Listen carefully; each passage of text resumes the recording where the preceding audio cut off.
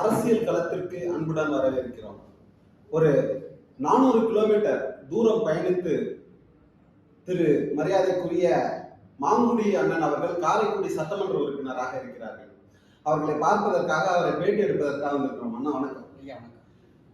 இந்த பேட்டி எதற்காகன்னு பாத்தீங்க அப்படின்னா, நேற்று மாலை ஒரு 4:30 மணி இருக்கும். செல்போன்ல கை தவறுதலா பட்டு கால் போயிடுச்சு. ஜஸ்ட் ஒரு மிஸ்டு கால் தான். கட் பண்ணிட்டேன். அடுத்த நிமிஷம் அண்ணன் லைன்ல வராங்க. யாரு? நான் மாங்குடி பேசுறேன், காரைக்குடி சட்டமன்ற உறுப்பினர் சொல்றாங்க, பேரை சொல்லி சொல்றாங்க. அந்த மரியாதையா மிஸ்டு கால் அன்னோன் நம்பர் வரும்போது எடுத்து பேசுறாங்கன்னா, இவங்க தொகுதியில மக்களுக்கு என்ன மாதிரி நற்பணிகள்லாம் பண்ணியிருக்காங்க, என்ன செயல்திட்டங்கள்லாம் செய்திருக்காங்கன்றத நம்ம மக்களுக்கு தெரியப்படுத்த வேண்டியது கட்டாயமா இருக்கு.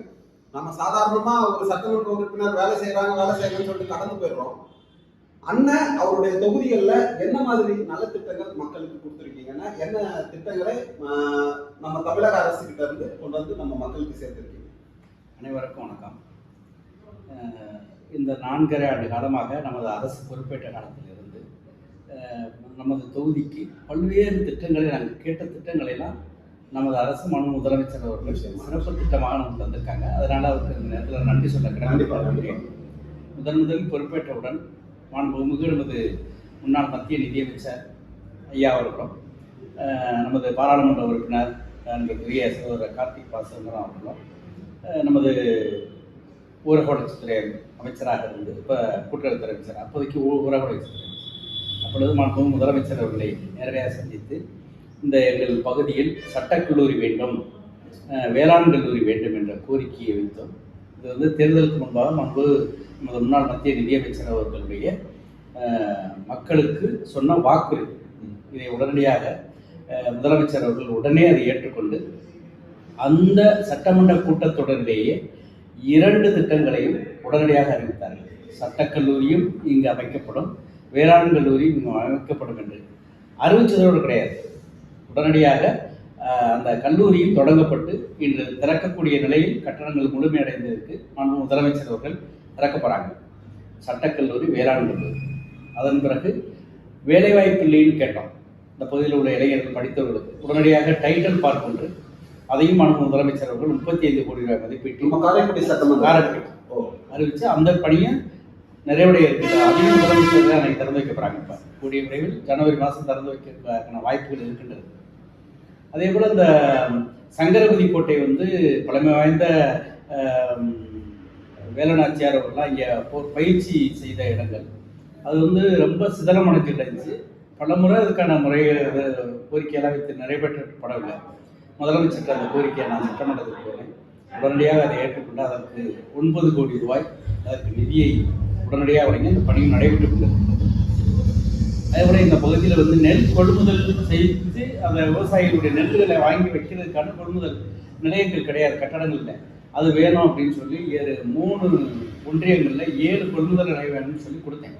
அது உங்களுடன் முதலமைச்சர் அந்த திட்டத்தின் மூலம் ஒவ்வொரு சட்டமன்ற உறுப்பினர்களும் 10 கோரிக்கைகள் வைக்கணும், அதை நிறைவேற்றி தருவோம்னு சொல்லியிருந்தாங்க.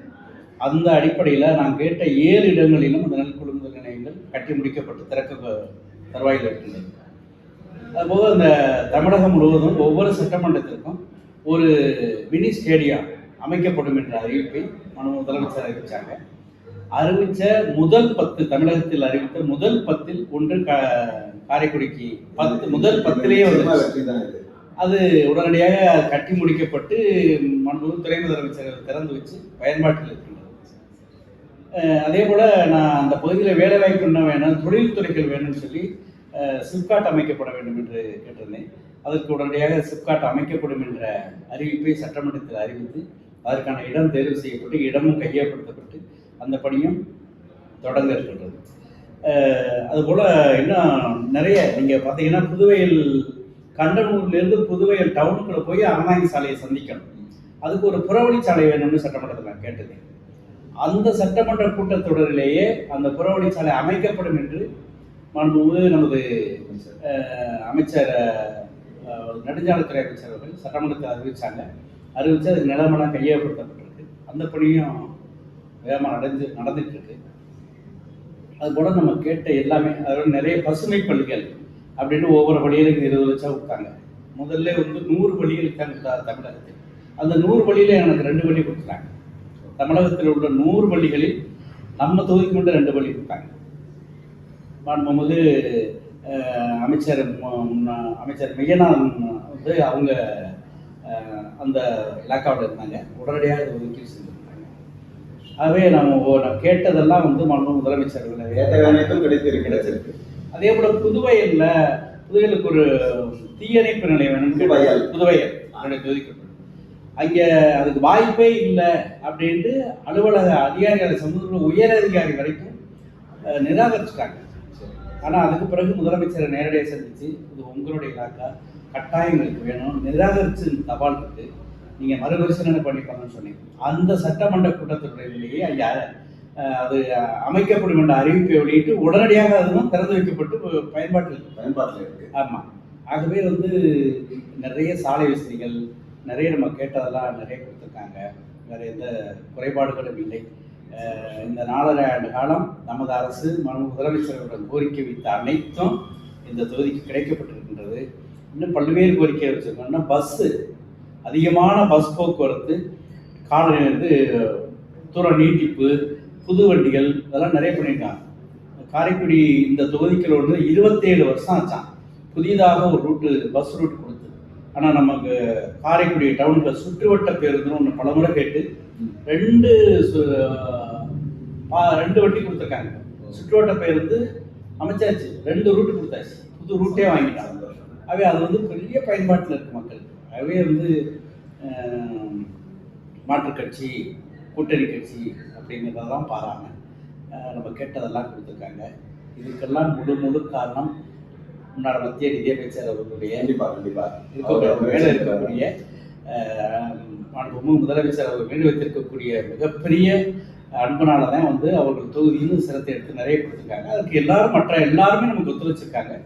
நமது மாண்பு கூட்டுறவுத்துறை அமைச்சர் வந்து இந்த மாவட்டத்தில் இதை தொகுதி ஒதுக்கி விடணும், இது வேற சட்டமன்ற உறுப்பினர்கள் இல்லாமல் நிறைய 4 தொகுதியும் அவருடைய பார்வையில் எல்லா பணிகளும் சிறப்பான குறையிருக்காங்க. அதனால அந்த அரசு மீது முழுக்க மக்கள் நம்பிக்கை வச்சிருக்காங்க. நாங்களும் முழுக்க எங்களுக்கு எந்த வித குறைபாடு இல்லாமல் செய்யறாங்க. முழுக்க நம்ம நம்பிக்கை அவர்களுடைய அரசுக்கு நன்றி, முதலமைச்சருக்கு நன்றி. நல்ல விஷயம். இப்போ அண்ணன் மாங்குடி அண்ணன் அவர்களை பொறுத்த வரைக்கும் காரைக்குடியுடைய கதாநாயகனாக நம்ம பார்த்துக்கிட்டு இருக்கோம். அதற்கு முன்பாக அவருக்கு ஒரு முகம் இருக்கு. எந்த ஒரு ஊராட்சி மன்ற தலைவராலும் தொடர்ந்து 3 முறை ஜெயித்த வரலாறு கிடையாது. நீங்க 2 முறை, மனைவி ஒரு முறை, 3 முறை இல்லை. 3 முறையில நீங்க என்ன மாதிரியான சாதனைகள் சங்கராபுரம் ஊராட்சிக்கு செய்திருக்கீங்க? அந்த மக்களுக்கு புதிதாக வளர்ந்து வரக்கூடிய பகுதியாக இருந்துச்சு. அவர்களுக்கு தேவையான அடிப்படை வசதிகளை அரசிடமிருந்து ஃபர்ஸ்ட் நம்ம ஜெயிச்ச உடனே நம்ம அரசு 2006-11 நம்ம அரசு. அப்போ ஆரம்பத்திலே நிறைய நம்ம பண்ணி கொடுத்தோம். மக்களுக்கு தேவையான அடிப்படை வசதிகள், தண்ணீர் வசதி, தெருவிளக்கு வசதி, இதுகளெல்லாம் வந்து ரொம்ப முக்கியத்துவம் கொடுத்து அதை பண்ணி கொடுத்தாங்க. நிறைவடையக்கூடிய அளவுக்கு பண்ணி கொடுத்தாங்க. அப்புறம் சாலை வசதிகளை பண்ணி கொடுத்தாங்க. மக்கள் எப்போ வந்தாலும் அவர்களுக்கு தேவையான வசதிகளை உடனடியாக நிறைவேற்றி கொடுத்தோம். ஒரு அப்ரூவலுக்கு வருவாங்க, வரி போடணும்னு வருவாங்க, லெட்டருக்கு வருவாங்க.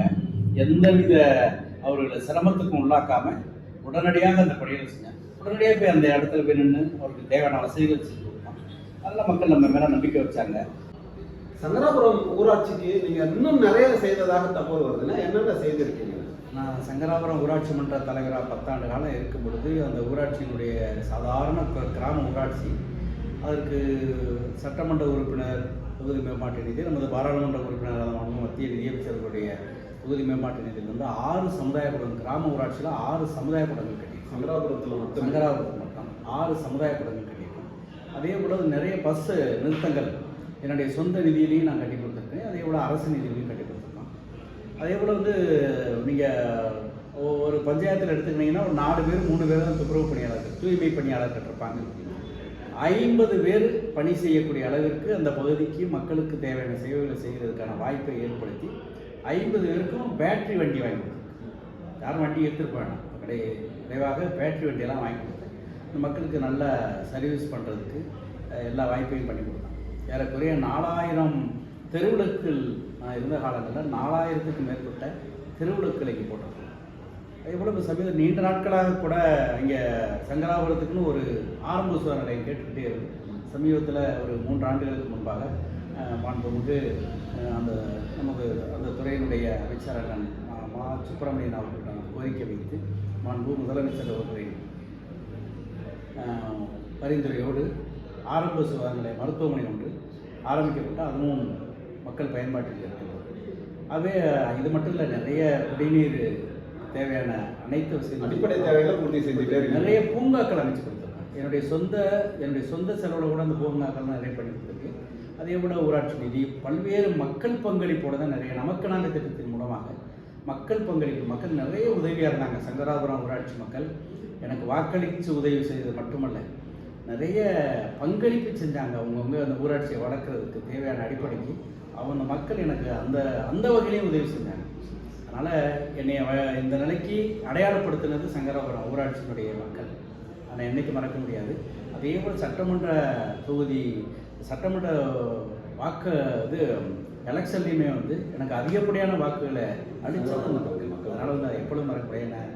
எனக்கு முகவரி கொடுத்ததே அவர்கள் தான். அதனால் அந்த மக்களுக்கு இன்னமும் நம்ம செய்யணுங்கிற நோக்கத்தோடு நிறைய செஞ்சுட்டு இருக்கோம்.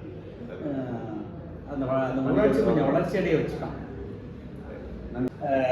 எப்போ வேணாலும் பார்க்கலாம், எப்போ வேணாலும் நமக்கு செஞ்சு கொடுப்பாங்க, எந்தவித அலைச்சலும் கிடையாது. நேரடியாக உடனடியாக சென்று எப்போதான் பார்க்கலாம். இருப்பேன். அலுவலகம் காலை 9 மணிலேருந்து இரவு 9 மணி வரை இயங்குது. அப்படியே இருக்கும்போது 10 மணி வரைக்கும் இயங்கக்கூடிய ஒரு நல்ல சூழல் இருக்கு.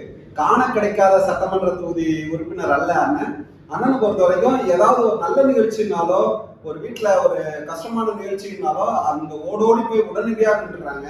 இப்ப கூட நான் சமீபத்துல பார்த்த அந்த பேருந்து விபத்துல கூட அங்க உடனடியா போயிட்டு அந்த இடத்துல கலந்துட்டு அங்க பாதிக்கப்பட்டவங்களுக்காக உதவக்கூடிய ஒரு சூழலை நான் பார்க்க முடியுது. அதன் வெளிப்பாடுதான் அவங்க இப்போ நம்ம பேட்டி எடுக்க முடியாது.